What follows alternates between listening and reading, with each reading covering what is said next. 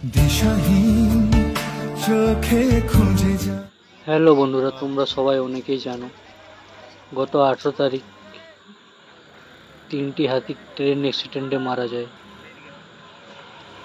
তো বেশ কিছুদিন হলো, কিন্তু আজ তার সঙ্গী হাতিগুলোকে না দেখলে বোঝা যেত না যে পরিবারের সদস্যকে হারানো কতটা কষ্টের, কতটা যন্ত্রণার। আজও তারা মিস করছে, রেল লাইনে এসে খোঁজাখুঁজি করছে। শুধু খুঁজে যায় কি আশায়, এ শহর বড় অচেনা।